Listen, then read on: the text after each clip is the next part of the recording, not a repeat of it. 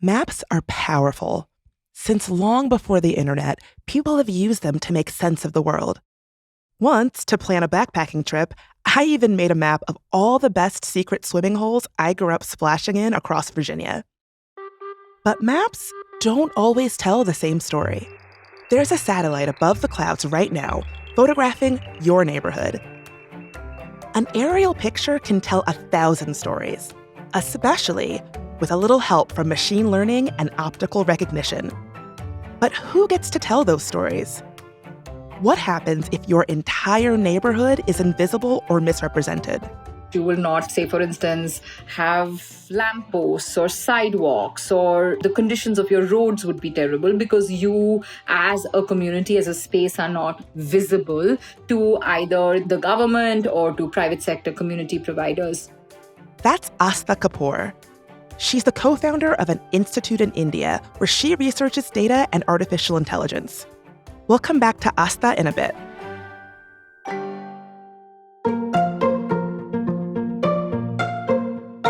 I'm Bridget Todd, and this is IRL, an original podcast from the nonprofit Mozilla. This season, 5 episodes on the perils and promise of artificial intelligence. We'll meet AI builders and policy folks who are making AI more trustworthy in real life. This season also doubles as Mozilla's Internet Health Report. Today, AI and spatial justice. Huge geospatial data sets based on satellite images, cell phone location data, and more are combined with AI systems. These are controlled by giant corporations, governments, and defense organizations. It goes into their decisions, from border control to where a hospital should go, to how many internet cables should be on your street.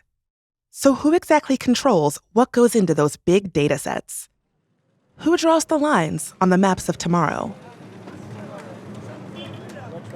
We're in a roadside market in the second largest township in South Africa, Tembisa, home to more than 500,000 people. It's morning. People are dodging traffic to buy fruits and vegetables. It's a close-up scene of life in South Africa. But right now, we're here to tell the story of an AI researcher who is mapping the spatial legacy of apartheid. Like many other townships, Tembisa was established when Black Africans were forcibly relocated during the apartheid era. A lot has changed here since then, but the area is still marked by deep poverty. Wastewater, electricity outages. Now, shift your perspective to a bird's-eye view of Tembisa. You'll see a tight grid of streets and a dense population with little green space. But just next door is the city of Kempton Park. From above, we see large homes on leafy, tree-lined streets beside luxurious golf courses. It's like another world, yet it's right next door.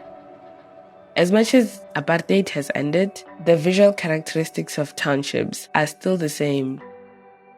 That's computer vision researcher Raisaja Safala. As someone who grew up in South Africa, she knows that where people live can keep them from economic opportunities. It determines access to education, healthcare, and jobs. I've also seen this in Chicago, and where I live in the Washington, D.C. area, where you'll find some of the wealthiest neighborhoods in the United States sitting right next door to extreme poverty. You see it in Brazil and lots of other places outside of South Africa. But often, the spatial dimension of inequality is overlooked. Even when it's not documented in official data sets, it exists. It's spatial injustice. So, how can we apply AI to this problem? From her home base in Johannesburg, Raisaja is using satellite imagery and AI to identify wealthy and less wealthy neighborhoods. This creates useful data about the disparity of resources. Data that can be used to advocate for change. Because usually in South Africa, the injustice gets glossed over through zoning categories.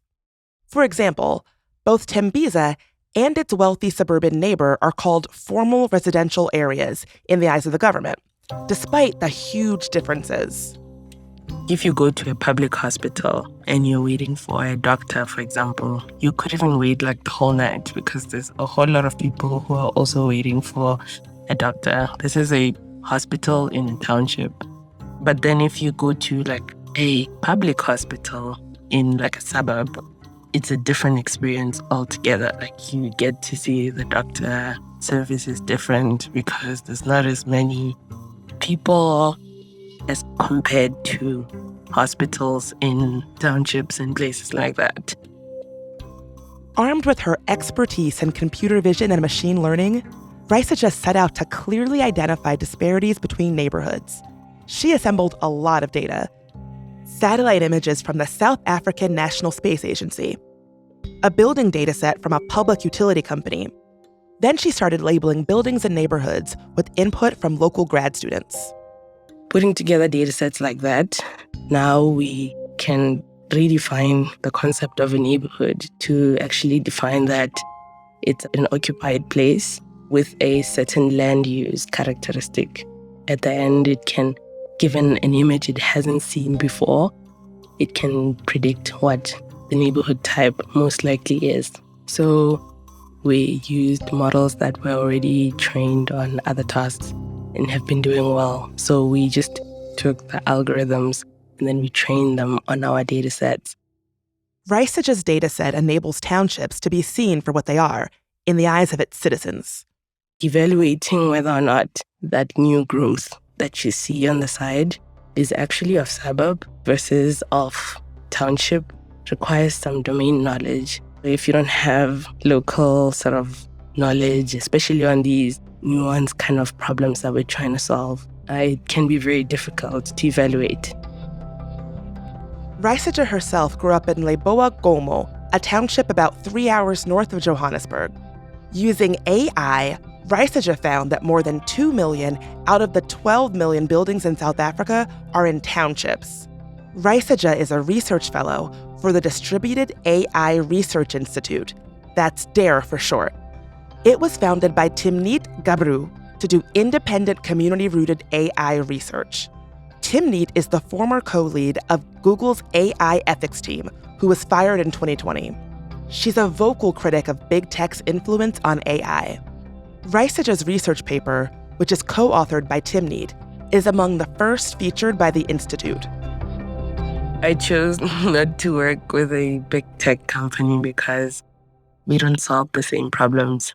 We don't have the same mandate. And I would honestly want to change it for other people who come from the same place that I come from. It wasn't a great experience growing up in a neighborhood type like a township, mainly because of the public services that are offered. Raisaja and DARE understand the power of their datasets and maps. And power of this kind carries risks for people whose homes are labeled. That's why there's an application form to access the dataset. They want to keep it out of the hands of companies who could use it to discriminate. Let's say if a bank wanted to use the data. They check in which neighborhood you are living in currently or in which neighborhood you want to buy in, and then they determine the interest rate accordingly. Insurance companies do that for cars as well.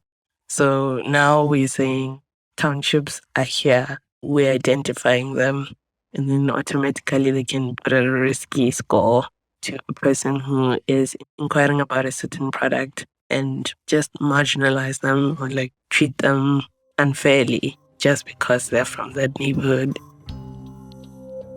If you live in the United States like I do, for instance, you know the way that someone born and raised in Baltimore County will be treated differently from someone raised just down the road in wealthy Potomac. This would be a problem everywhere, not just in South Africa. Weighing the risks and the benefits of research is something that DARE say they aim to do for every project from the start. When it comes to AI, we could all wish this would happen more often. Too much or too little data? Who controls your data? It's a deeply human question, especially when it comes to a place that you call home or even the language you speak. Indigenous AI communities are at the forefront of thinking about how to unlock power through controlling their own data. I am Michael Runningwolf Jr., and I am an AI researcher working for Northeastern University. Michael Runningwolf is a software engineer and ethicist. He's the founder of Indigenous in AI. Michael is based in Canada. He says protecting information about places plays an important role in the protection of Indigenous land and communities.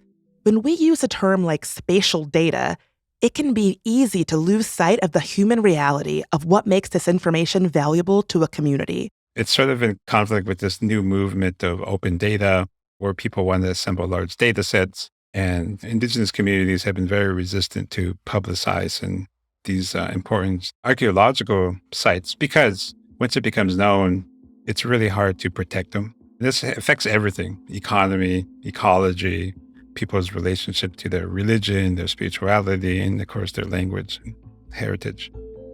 Knowing how much data to share, on which terms, weighing the risks and the benefits is a balancing act.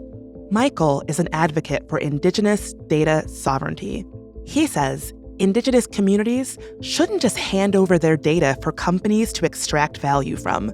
For the benefits of AI to be felt in Indigenous communities, Michael says they need to be working with their spatial data themselves. I myself am a computer scientist, and I'm happy to know that there's a few others out there are starting to build land resource tooling. Like, for instance, one of my friends worked for the tribe to build a digitized map of important resources on our land for tracking and also for maintenance. And it just wouldn't exist without us Indigenous engineers, simply because no one is interested in doing this tooling. If we didn't exist, it wouldn't happen. Open source software lowers the barriers to access for doing this kind of work. In Michael's case, he's been able to build tools that help to revitalize endangered Indigenous languages, including the Wakashan family of languages. Michael's goal is to pave the way for more Indigenous automatic speech recognition, and then to see it used with immersive technology that integrates with physical environments. You could put on a virtual reality headset and travel to the uncolonized prairie, or explore a city of today with a phone camera, narrated by an ancestor in augmented reality. Speech recognition could also be used for language learning apps or voice assistants built by Indigenous communities, services that are usually the domain of tech companies. Michael believes communities can be the guardians of their data, even while they put it to work in the world.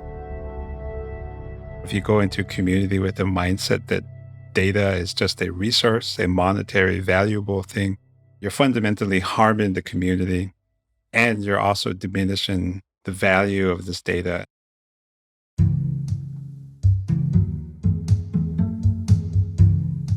I think that we do need to think more critically about questions of harm, questions of exclusion, of bias that come from geospatial data. That's Asta Kapoor again. She's the co-founder of the APTI Institute. That's a public research firm that studies the intersection of tech and society. Asta says the missing details in some maps are a reflection of which people and places are prioritized by big tech. The question for all of us is, what kind of data futures do we want to see? There are parts of the city that are not mapped in India or in Bangalore, where I live. Google Maps is just not able to generate that kind of data. They're densely populated cities where Maps is not able to gather data from. And that obviously means that this community does not have the benefit of maps. And as we know that maps have a huge amount of community value, of being able to navigate, of being able to reveal small businesses, etc. And that is a burden that certain parts of the city will have to navigate because they're undiscoverable in a certain sense. Being invisible on the world's most used mapping systems can be devastating if your government relies on them to make decisions.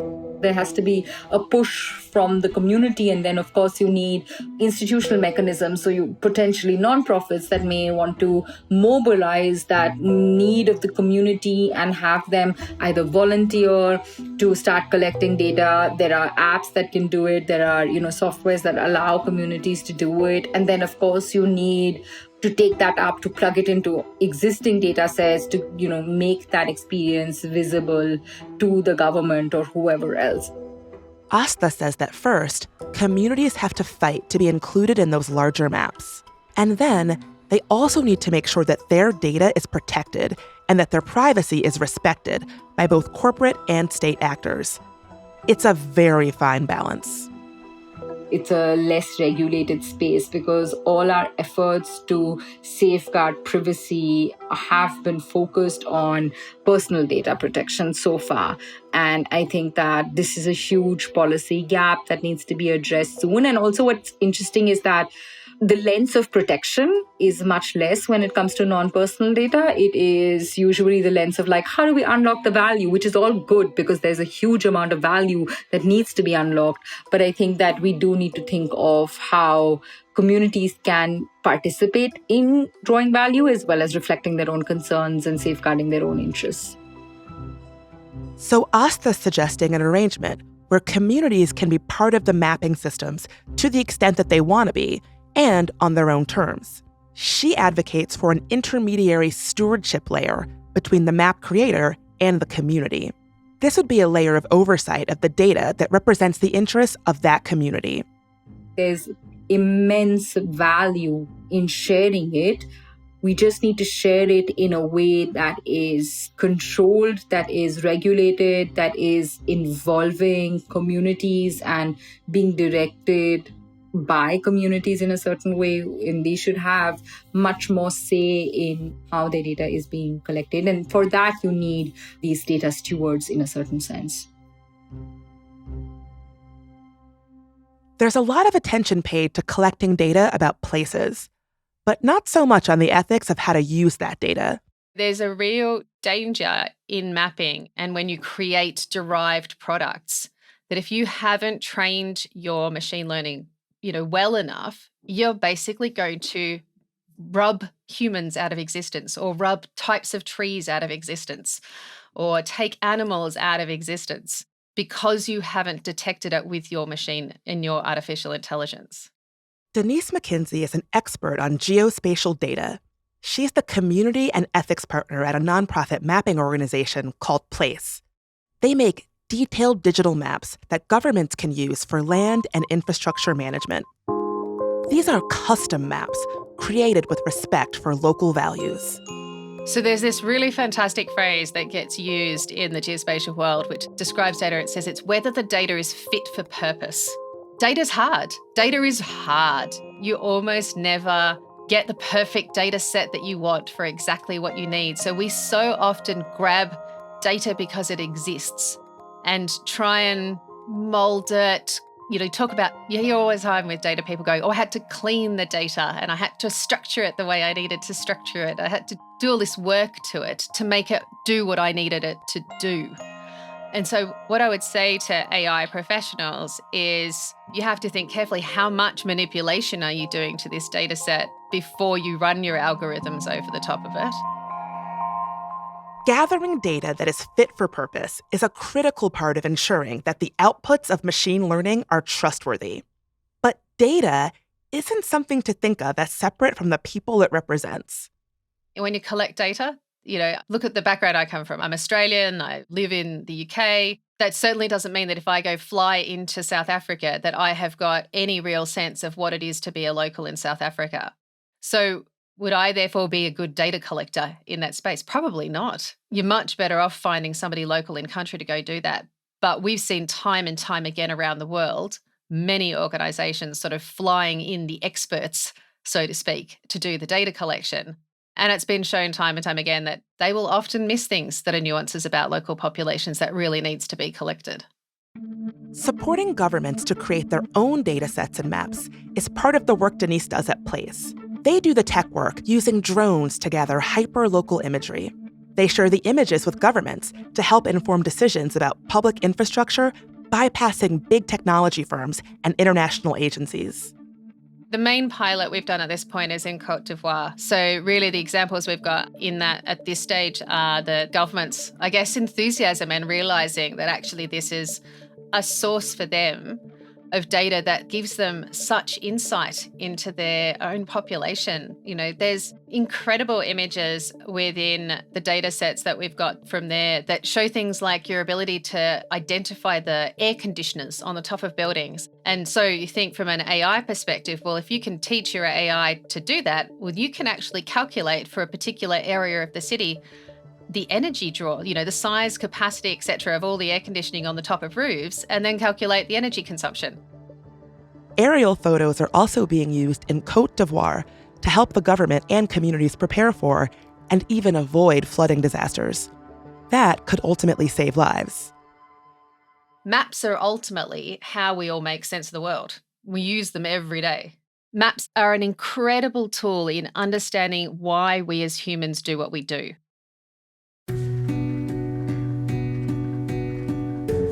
When AI is applied to solving a problem in real life, the output may be considered factual, even if the data or machine learning model wasn't right for it. It becomes a truth that is used to reinforce power and dominance all the time. People and places can be made invisible and their reality denied. And this doesn't just apply to geospatial data. Time and time again, we see there is very little space for people to contest when they think algorithms are wrong, even when it directly affects them. Sure, mapping is about numbers and coordinates and images and data sets, but by insisting that people should have the means and the rights to use AI to define their own reality, we can start imagining trustworthy AI that is less extractive, more decolonial. We can talk about equity as well as efficiency when it comes to technology. Here's Raisaja from South Africa. This is the one major thing that we should all be thinking about: the people behind the data points and the people creating these algorithms.